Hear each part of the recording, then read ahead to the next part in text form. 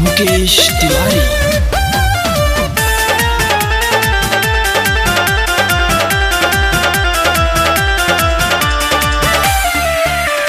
ससुरा के भातारे सखी मिलल बा बेलूरा, दिन रात हमारा से रहे तबे दूरा।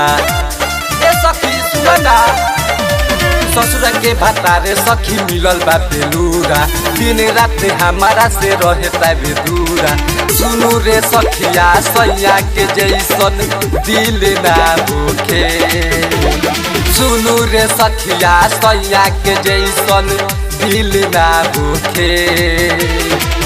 भातरा हमारे करे कवनो सवती से प्यार हमारा फील ना होखे। भातरा हमारे करे कवनो सवती से प्यार हमारा फील ना होखे।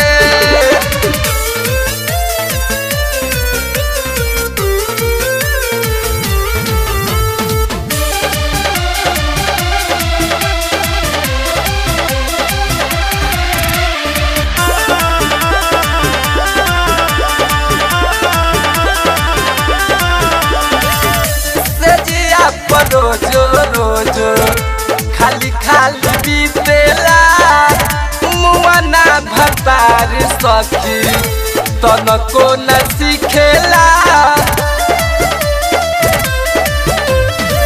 से जिया पर रोजो रोजो खाली खाली बीतेला, मुआना भतार सखी तनिको न सिखेला।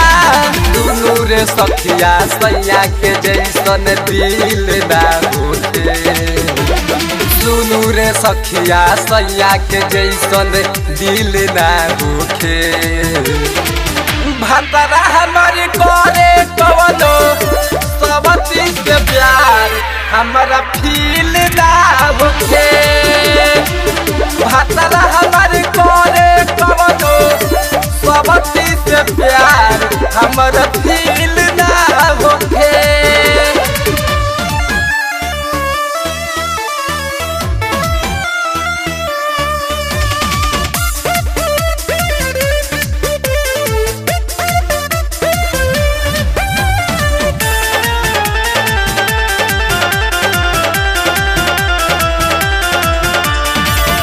मुकेश तिवारी भातरा रहेला दूरे दूरे, देवरा मतलबी सखी जगह पर घूरे।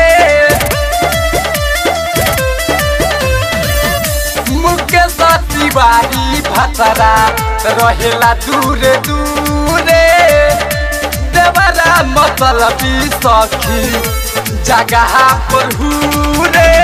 सुनू रे सखिया राजन के जैसन दिल ना होखे, सुनू रे सखिया पवन के जैसन दिल ना होखे।